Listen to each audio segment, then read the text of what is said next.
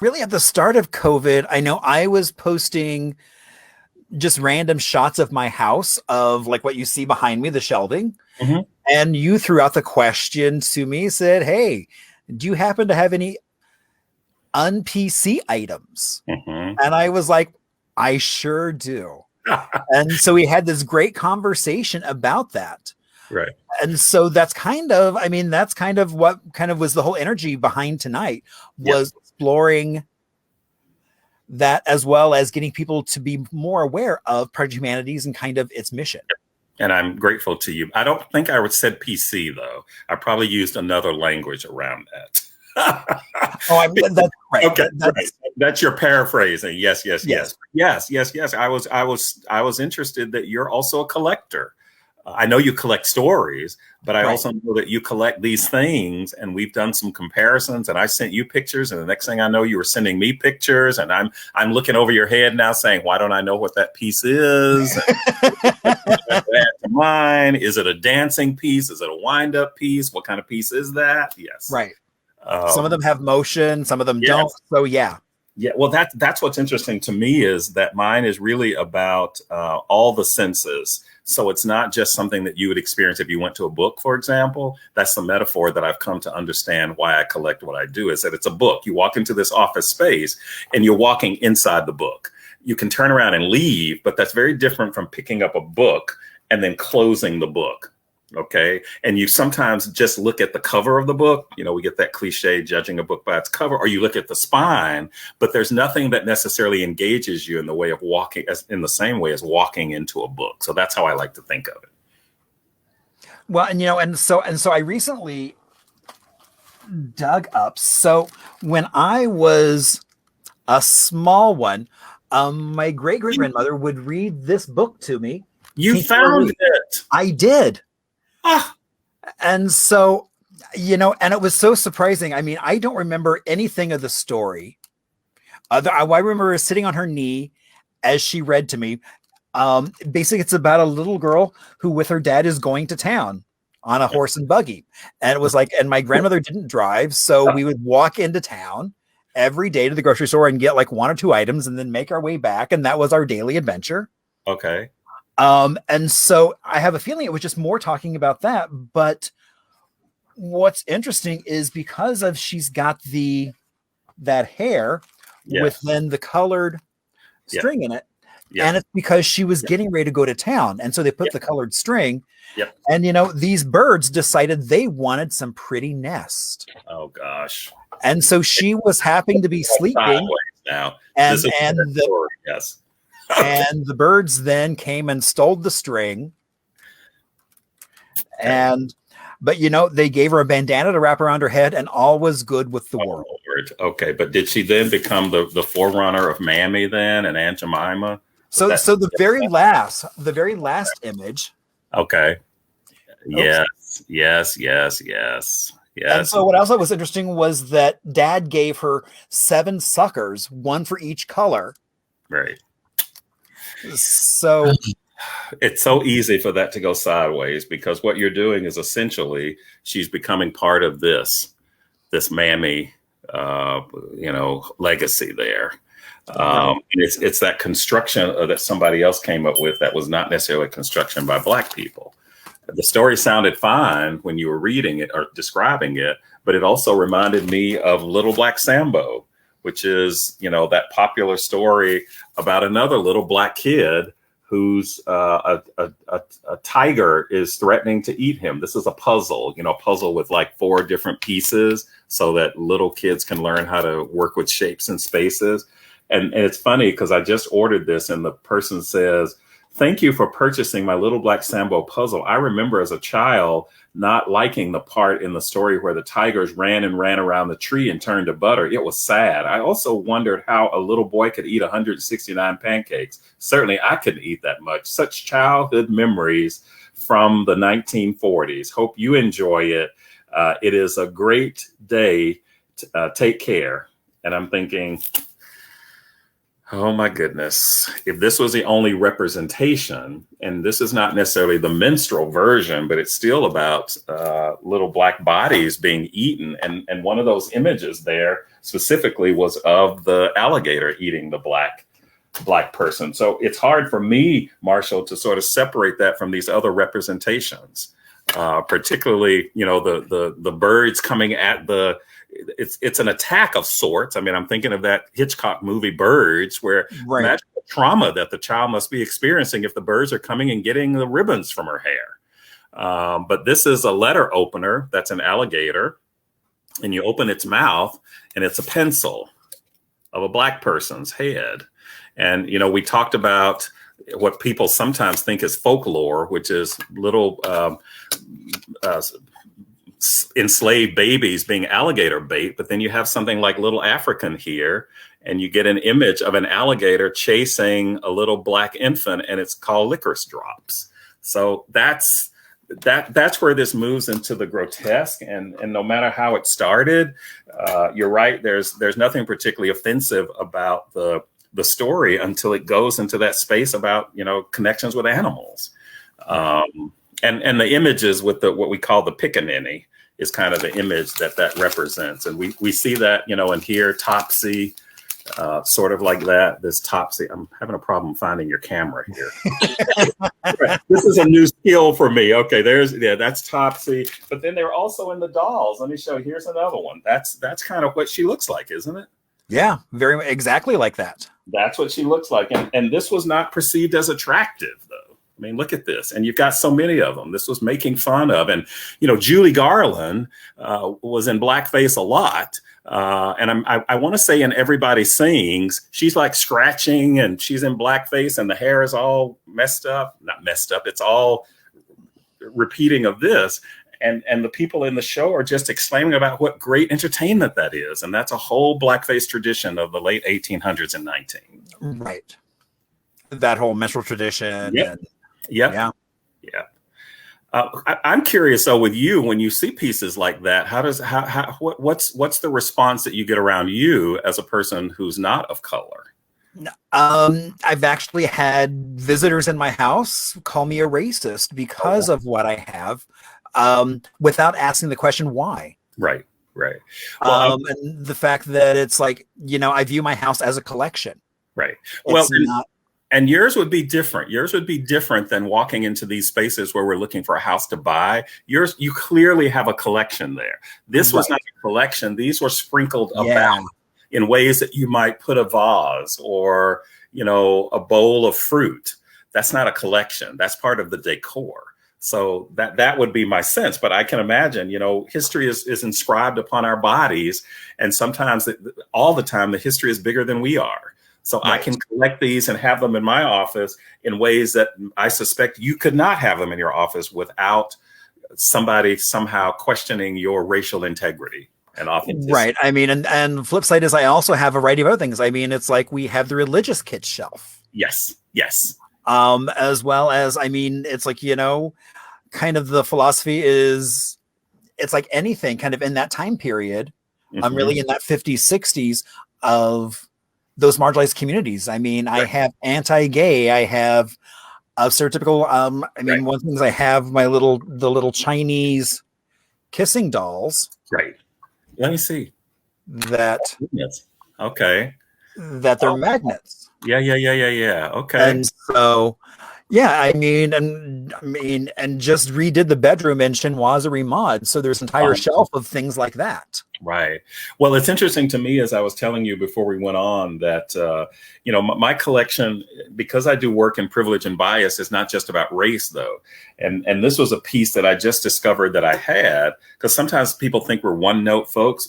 My one note is I collect stuff. But this has been interesting to me because I do stuff on privilege and bias and the ways in which women are devalued in ways that men are not as we age. And this one is such a stereotype that you can't find this now. But let's see if you can listen to some of this. Mother-in-law, mother-in-law, the worst person I know. That really hurts. Mother-in-law, oh, she worried me I worry you. Mother-in-law, if she leave us alone, girl, I got to have a happy home. Wow. How I wish that she would go. Now, and here's one thing that she says, listen. Blah, blah, blah, blah, blah. Are you listening to me? And it just goes on and on and on. And, you know, it's interesting when I talk about aging, because then I remind people that, you know, this is not just racialized, but back here is, you know, during Halloween, we start talking about women again as witches, and we have nothing comparable to this in terms of men around Halloween. And look at the exaggerated features, and look how we talk about women in terms of what they look like and how they're valued. And look how scary it becomes. Yeah, and you're right. There really is no male counterpart that is as hideous. And think about that in terms of Mother Goose, you know, and all those nursery rhymes about old Mother Hubbard, and we talk about old wives' tales, and the whole, you know, beauty industry is built primarily toward targeting women, and white women in particular, because, you know, with anti-aging things. So my collection is not just about race, but it's right. Intersectional, so that we're talking about aging, we're talking about gender, we're talking about heteronormativity, we're right. talking beauty standards, we're talking about all of that. You know, here's a piece that I got from Goodwill that I use, and it's called The Queen of Austin. And it really is about the fact that identity is not just in what you look like and what you wear. So Leslie has all kinds of clothes. Indeed. And, yes. And this is the Queen of Austin. And I've got a doll over there that's a transgender doll or non-binary dolls, so that you could dress in any kind of clothes. So I think this is, you know, when people are asking, well, how do you talk to children? There are all kinds of ways we can talk about children, because children are aware of difference, and that's not necessarily a bad thing.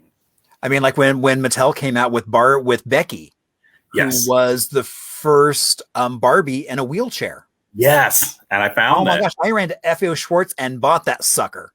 Yes. Well, you know what was interesting to me is I watched it because I couldn't find any. Becky was white, correct? She was, yes. Right. I could never find any black dolls in wheelchairs. Thus, the one I found here. So I had a brown doll, and I found this little wheelchair, and she fit perfectly in the wheelchair. So that's my own creation here. Nice. Who knew? Who knew? Who knew?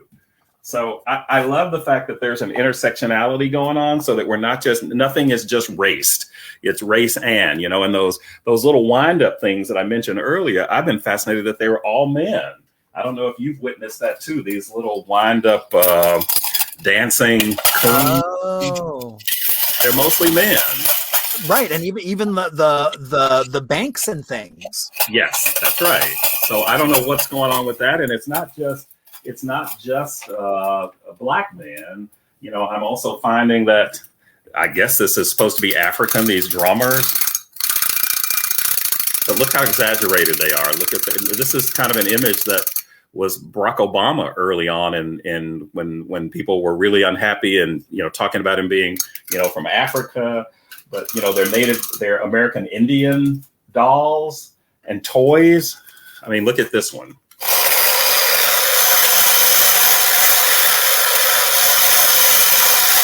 Because you can't possibly be Native American without a feather. So of course not. There are all these ways in which these dolls tell these stories that are adult politics. And that's what's fascinating to me, which is why I'm always finding something new and something that enhances what I thought I knew. And I'm like, oh my gosh, I never realized that. Well, and then like I this is probably the most recent collection. The thing that is in my collection is a pattern for doll clothes, but I love the fact that they actually had different skin tones represented. Yes. So, or finding clothing patterns where there were different races in the artwork. Well, I love the heteronormativity part of that too. Oh, of course, right. And I actually looked up. Then it's supposed to be a brother and sister dolls. That's what they say. So do they say about Jack and Jill, but we know better. And we, you know, why can't you have two boys and two girls there? And then there could be all kinds of possibilities, because there's a whole, you know, industry around Valentine's Day and weddings where you've got little kids sort of emulating these heteronormative ways of living. They're dressed in costumes of, bride and groom in weddings, traditional weddings. We have flower girls and we have, ring bearers who are typically boys. That heteronormativity is as you know, permeates everything. What I didn't go into, so I have several of the Chinese kissing dolls, and some of the magnets have been swapped so that way you can have kissing same-sex couples. Oh wow! So I actually had to break up. I had to break up a couple to find this couple. So you create that then. Right. So again, so it's putting a modern spin on those things. Yes, that's right. Well, it's interesting because when I talk about this, books typically aren't. Books are sort of you sort of experience them by touching them. You may smell them, but you touch them and then you read them. But what I love about my collection also is it's allowed me to kind of explore these other senses. Like here's something that's a gollywog perfume. And gollywogs are from the UK, but the fact that this was a perfume strikes me as very odd. And it's in this cute little perfume box here. And the scent is still there. Oh, wow. Not to mention the fact that you could taste this through the Darky toothpaste. This is from China. So a lot of this is from, as you know, from travels. But yeah, that came straight out of the minstrel tradition there. Right. Al Jolson and the blackface. And we changed it from Darky to Darley. But what's really fascinating to me is it was everywhere. This is a little sewing kit. And the little sewing kit has, and I'm not going to say that, but I want you to see it. Oh my gosh. Yes. That's a sewing kit? This is thread. Well, it's thread. Wow. Yes. So, and what fascinates me about this is that the kids, the children were not exempt from it. They were part of this adult politic. And, so when white people typically are saying, when should we talk to our kids about race? That is coming from a place of privilege where you haven't already had to talk to them about it. If we look at this, Tamir Rice was a child. Mike Brown was a child. Trayvon Martin was a child. So there's a way in which brown and black people don't have the option of not talking to their kids. In fact, now the talk has become about what to do to stay safe. Not about the birds and the bees and pregnancy, but about how to stay safe, which is comparable to what young girls might get as they mature. Is be careful so that you don't get sexually violated, instead of teaching little boys typically not to violate, not to rape. I know this is getting way into this is the stuff that Project Humanities talks about. We've got a program coming up on religion and rape culture, or something on menstrual equity, because we go into those spaces that people are living in. And not just sort of, trying to censor. And we don't do it for the sake of spectacle. We do it because we're really trying to understand. Right, exactly. And that's one of the things I love about Humanities. It really is a conversation. Yes, we're going to be talking about toxic positivity coming up at the end of the month. I hope people will come out and see what I'm calling the negativity of positivity. Putting a cherry on a pile of poop does not make it any less poop. Okay, so come out. It's March 25th. It's a Thursday. Oops. Maybe it's not the Thursday that you're doing your thing, but it's a Thursday. Okay. Well, no, okay. So there's a question. So then, as these are virtual, are they recorded? They are recorded. Okay. So if it's on a Thursday, I can't go, but that means I can sit back and watch it. Yes. Because I'm always amazed by it, especially like that whole idea of the toxic positivity, and how the moment you say that, people are like, what? How can positivity be toxic? That's exactly what was asked, and we're going to show you how. It's really not that complicated, especially during the pandemic. Not at all. And there's so much about that that religion participates in. Mental health gets bombarded with that. People who are depression are told to just snap out of it. And I'm really thinking of how people deal with death in that way. I was just talking to my spouse. We lost her parents within the last year. And, people would somehow feel comforting when they say, well, they're in a better place. Well, people don't know that, and then, they're looking down and smiling on you. And we were both like, well, I don't know that I want them always looking down on me when I'm doing some things. Okay.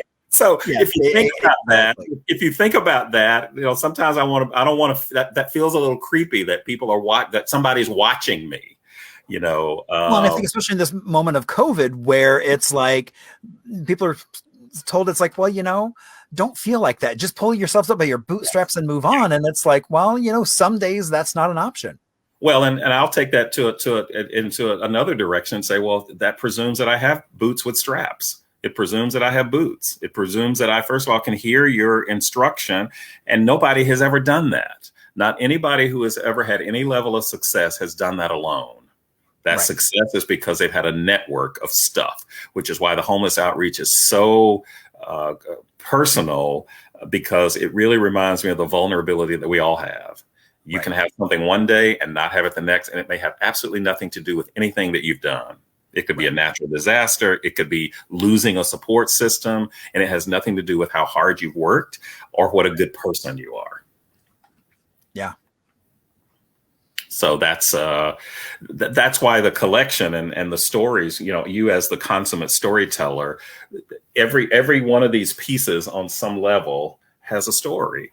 Right. And what I love, and I say this in the video, is that it's not just me collecting it, it's other people have started to contribute to that. So students, people who travel, the fact that when I travel, I start saying, well, what is the story of anti-Blackness that manifests itself in Costa Rica or Panama or Taiwan or Pakistan? And that to me becomes research stuff. And how do we somehow not talk about white supremacy in this case without talking about all these systems that are in place, whether it's sexism, homophobia, ableism, classism, all of those things can be traced from my perspective to the same root there of what Audre Lorde calls that mythical norm that is white and thin and male and heterosexual and financially stable and typically Christian, and everything else is othered. So if you're in that, and all we have to do is look at our own US history and see all of those presidents, minus one, have mostly fit that. And up until this year or last year, all of the vice presidents fit that too. Right. Exactly. That's what I'm saying. At least as far as we know. Right. Yeah. So I want to ask you about a piece that I see over your head. Is that a moving piece or is it a still piece on your top shelf? So yes. Nope. Go the other way. There. Nope, go over the other way. Nope. The other way. Oh, the other way. Yep. So one of those pieces that's right there, it's got a hat on it. Yes. The tall piece. It's a booze bottle. Yeah. What is that? It's a hillbilly booze bottle. Oh, okay. Wow. So again, it's like that othering. It's like, well, here's the hillbilly, and of course, it was probably full of whiskey or moonshine or something else, and so his hat pops off. Okay. Yeah. I mean, I have a whole collection. It's like I have a set of basically Katsina dolls that are booze bottles. Oh, wow. Nice. Now, were those from travels or just from? Actually started picking them up in Arizona. It was just, I was like, what a slap. Right. Yeah. Well, that's why I started, not why, but that's one of the reasons that my collection moves beyond just Black people. There's some pretty obnoxious things about Mexicans. This is called a Carlos, the dancing cactus.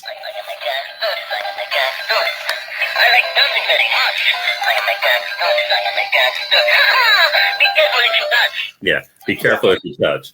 And I'll add one other thing. Over the holidays, I heard the story of Black Pete in Amsterdam, and Black Pete is sort of the helper of Santa Claus. And as you know, there are lots of folks in Amsterdam who are fighting against people who are resisting the Black Pete. And so I managed to get a Black Pete doll, and the Black Pete doll, which is right up here, is not very different from the other black dolls that we see here, which is the gollywog. Wow. There's the wolves. So this is what I'm saying. When people start saying you're just looking for stuff, we're not looking for stuff. We're looking at it's there. already there. Right. It's already there. And it's just that, oh my gosh. And it's global. You know, Right. it's global. It's not just here. So, you know, it does make people uncomfortable. As you said, But that's not a bad thing to be uncomfortable. well, I hope it makes people think, and Right. I sometimes, mean, that's the whole goal.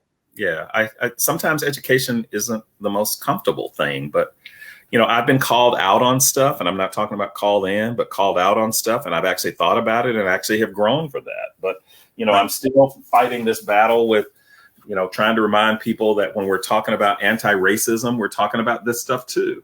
Right. You know, the mascots, and I'm learning about that. But I'm just distressed when I see these, you know, images that are just so dehumanizing, Right. and some people who just refuse to even think about them. You know, it's like, is it possible that that could be problematic? Right. You know? So I don't know if you're, you know, do you have people come in and look at your collection, or I mean, do you do tours of No, your? actually, it was a sister-in-law who Oh, who was visiting and was like, "You have all this stuff. Why do you have all this stuff?" right. And it actually it didn't evolve into this. Why do you have this stuff? It was just like, you have this stuff. That And feels like there was this anger right there, and it's like, well, actually, you should ask the question why. right. Because I'm happy. I mean, let's sit down. Let's talk about why I Right. have this. I mean, I could easily get rid of it all in the collection, Right. but there's also that element of that, again, that storytelling. As if it's not there, then people forget Right. that Well, these things were acceptable. right. I think we also have to remind people that the past is the present. You know, there are ways in which people somehow want to put the present in a box and tuck it in the back of a closet and think that it will never be there until you pull it out. And what this reminds me of is that the past is the present. We can look at television shows and still see these images. Remember, we just took Uncle Ben and Aunt Jemima off the shelf. Right. So that's that. I mean, that's been this cycle of racial justice. And Land O'Lakes butter. And Land O'Lakes. Well. Yes. So the past to me is the present, and it's the future if we don't learn from the past. And so I'm often getting requests from folks to come in and say, well, where do we go from here? And my response to that is, before we try to figure out where we go from here, let's figure out how we got here. Right. And that means in order to go forward, we have to look back. And the looking back is what people don't always want to do.